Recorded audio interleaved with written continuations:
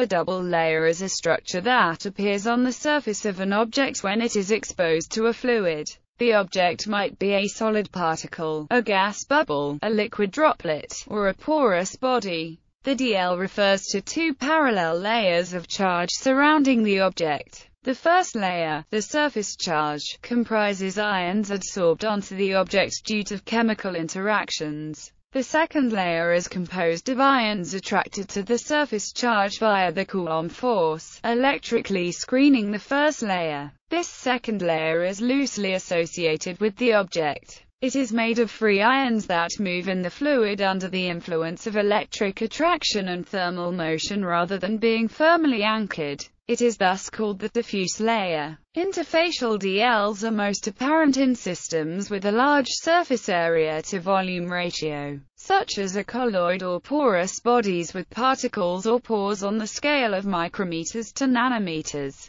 However, DLs are important to other phenomena, such as the electrochemical behavior of electrodes. DLs play a fundamental role in many everyday substances. For instance, homogenized milk exists only because fat droplets are covered with a DL that prevents their coagulation into butter. DLs exist in practically all heterogeneous fluid-based systems, such as blood, paint, ink and ceramic and cement slurry. The DL is closely related to electrokinetic phenomena and electroacoustic phenomena. Development of the double layer. Helmholtz. When an electronic conductor is brought in contact with a solid or liquid ionic conductor, a common boundary among the two phases appears. Hermann von Helmholtz was the first to realize that charged electrodes immersed in electrolytic solutions repel the co-ions of the charge while attracting counterions to their surfaces. Two layers of opposite polarity form at the interface between electrode and electrolyte. In 1853 he showed that an electrical double layer is essentially a molecular dielectric and stores charge electrostatically. Below the electrolyte's decomposition voltage, the stored charge is linearly dependent on the voltage applied. This early model predicted a constant differential capacitance independent from the charge density depending on the dielectric constant of the electrolyte solvent and the thickness of the double layer. This model, with a good foundation for the description of the interface, does not consider important factors including diffusion, mixing of ions in solution, the possibility of adsorption onto the surface and the interaction between solvent dipole moments and the electrode. Gouy Chapman, Louis Georges Gouy in 1910 and David Leonard Chapman in 1913 both observed that capacitance was not a constant and that it depended on the applied potential and the ionic concentration. The Gouy-Chapman model made significant improvements by introducing a diffuse model of the DL. In this model, the charge distribution of ions as a function of distance from the metal surface allows Maxwell-Boltzmann statistics to be applied. Thus the electric potential decreases exponentially away from the surface of the fluid bulk. The Gouy-Chapman model fails for highly charged DLs. In 1924 Otto Stern suggested combining the Helmholtz model with the Gouy-Chapman model. In Stern's model, some ions adhere to the electrode as suggested by Helmholtz, giving an internal Stern layer, while some form a Gouy-Chapman diffuse layer. The Stern layer accounts for ions' finite size and consequently an ion's closest approach to the electrode is on the order of the ionic radius. The Stern model has its own limitations, namely that it effectively treats ions as point charges, assumes all significant interactions in the diffuse layer are coulombic, and assumes dielectric permittivity to be constant throughout the double layer and that fluid viscosity is constant above the slipping plane. Graham D. C. Graham modified Stern in 1947. He proposed that some ionic or uncharged species can penetrate the Stern layer, although the closest approach to the electrode is normally occupied by solvent molecules. This could occur if ions lose their solvation shell as they approach the electrode. He called ions in direct contact with the electrode, specifically adsorbed ions. This model proposed the existence of three regions. The inner Helmholtz plane passes through the centers of the specifically adsorbed ions. The outer Helmholtz plane passes through the centers of solvated ions at the distance of their closest approach to the electrode. Finally, the diffuse layer is the region beyond the OHP. Porous, De Muller in 1963. J. O. M. Porous. A.V. De and K. Alex Muller proposed the BDM model of the double layer that included the action of the solvent in the interface. They suggested that the attached molecules of the solvent, such as water, would have a fixed alignment to the electrode surface. This first layer of solvent molecules displays a strong orientation to the electric field depending on the charge. This orientation has great influence on the permittivity of the solvent that varies with field strength. The IHP passes through the centers of these molecules. Specifically adsorbed, partially solvated ions appear in this layer. The solvated ions of the electrolyte are outside the IHP. Through the centers of these ions pass the OHP. The diffuse layer is the region beyond the OHP. The BDM model now is most commonly used. Trasati, Buzanka further research with double layers on ruthenium dioxide films in 1971 by Sergio Trasati and Giovanni Buzanka demonstrated that the electrochemical behavior of these electrodes at low voltages with specific adsorbed ions was like that of capacitors. The specific adsorption of the ions in this region of potential could also involve a partial charge transfer between the ion and the electrode. It was the first step towards understanding pseudocapacitance. Conway. Between 1975 and 1980, Brian Evans Conway conducted extensive fundamental and development work on ruthenium oxide electrochemical capacitors. In 1991 he described the difference between supercapacitor and battery behavior in electrochemical energy storage. In 1999 he coined the term supercapacitor to explain the increased capacitance by surface redox reactions with Faradaic charge transfer between electrodes and ions.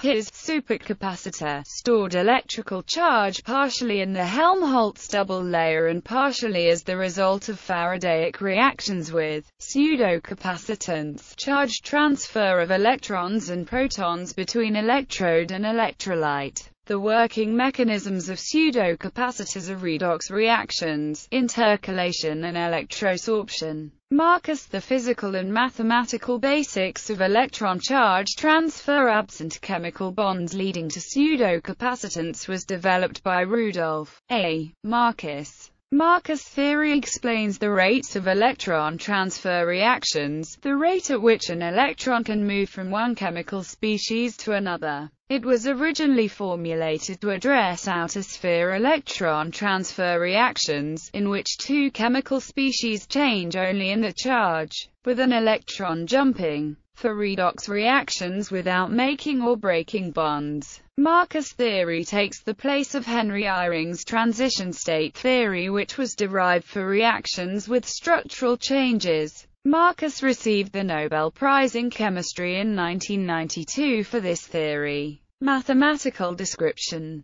There are detailed descriptions of the interfacial DL in many books on colloid and interface science and microscale fluid transport. There is also a recent IUPAC technical report on the subject of interfacial double layer and related electrokinetic phenomena, as stated by Lykelme. The reason for the formation of a relaxed double layer is the non-electric affinity of charge-determining ions for a surface. This process leads to the buildup of an electric surface charge, expressed usually in C per square meter. This surface charge creates an electrostatic field that then affects the ions in the bulk of the liquid. The net electric charge in this screening diffuse layer is equal in magnitude to the net surface charge, but has the opposite polarity. As a result, the complete structure is electrically neutral. The diffuse layer, or at least part of it, can move under the influence of tangential stress. There is a conventionally introduced slipping plane that separates mobile fluid from fluid that remains attached to the surface. Electric potential at this plane is called electrokinetic potential or zeta potential. The electric potential on the external boundary of the stern layer versus the bulk electrolyte is referred to as stern potential. Electric potential difference between the fluid bulk and the surface is called the electric surface potential. Usually zeta potential is used for estimating the degree of dl charge. A characteristic value of this electric potential in the dl is 25 mV, with a maximum value around 100 mV. The chemical composition of the sample at which the zeta potential is zero is called the point of zero charge or the isoelectric point. It is usually determined by the solution pH value, since protons and hydroxyl ions are the charge-determining ions for most surfaces. Zeta potential can be measured using electrophoresis, electroacoustic phenomena, streaming potential, and electroosmotic flow. The characteristic thickness of the dl is the Debye length, kappa-1. It is reciprocally proportional to the square root of the ion concentration C. In aqueous solutions it is typically on the scale of a few nanometers and the thickness decreases with increasing concentration of the electrolyte. The electric field strength inside the dl can be anywhere from 0 to over 109 V per meter. These steep electric potential gradients are the reason for the importance of the dls.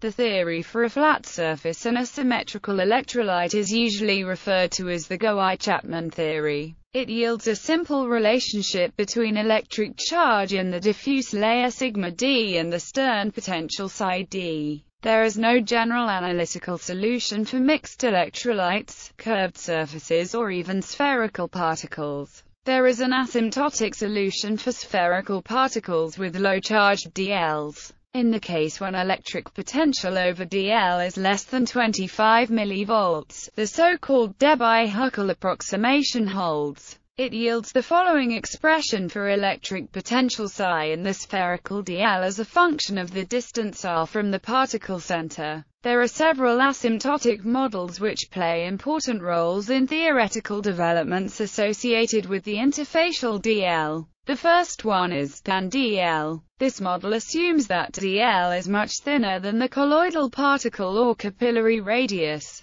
This restricts the value of the Debye length and particle radius as following. This model offers tremendous simplifications for many subsequent applications. Theory of electrophoresis is just one example. The theory of electroacoustic phenomena is another example. The thin dl model is valid for most aqueous systems because the Debye length is only a few nanometers in such cases. It breaks down only for nanocolloids in solution with ionic strengths close to water. The opposing, thick dl model assumes that the Debye length is larger than particle radius. This model can be useful for some nanocolloids and nonpolar fluids, where the Debye length is much larger. The last model introduces overlap dls. This is important in concentrated dispersions and emulsions when distances between particles become comparable with the Debye length. Electrical double layers.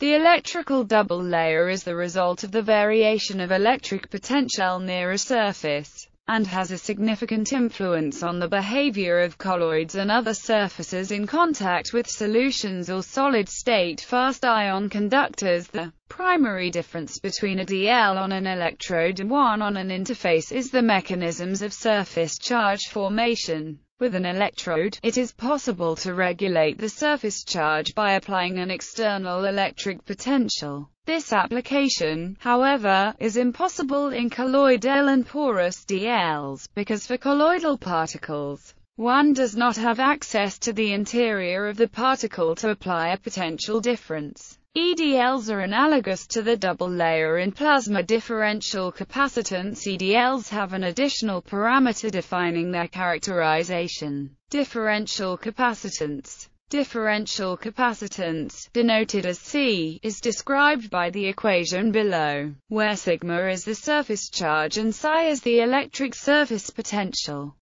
A double layer is a structure that appears on the surface of an object when it is exposed to a fluid. The object might be a solid particle, a gas bubble, a liquid droplet, or a porous body. The DL refers to two parallel layers of charge surrounding the object. The first layer, the surface charge, comprises ions adsorbed onto the object due to chemical interactions. The second layer is composed of ions attracted to the surface charge via the Coulomb force, electrically screening the first layer. This second layer is loosely associated with the object. It is made of free ions that move in the fluid under the influence of electric attraction and thermal motion rather than being firmly anchored. It is thus called the diffuse layer. Interfacial DLs are most apparent in systems with a large surface area to volume ratio, such as a colloid or porous bodies with particles or pores on the scale of micrometers to nanometers. However, DLs are important to other phenomena, such as the electrochemical behavior of electrodes. DLs play a fundamental role in many everyday substances. For instance, homogenized milk exists only because fat droplets are covered with a DL that prevents their coagulation into butter. DLs exist in practically all heterogeneous fluid-based systems, such as blood, paint, ink and ceramic and cement slurry. The DL is closely related to electrokinetic phenomena and electroacoustic phenomena. Development of the double layer. Helmholtz. When an electronic conductor is brought in contact with a solid or liquid ionic conductor, a common boundary among the two phases appears. Hermann von Helmholtz was the first to realize that charged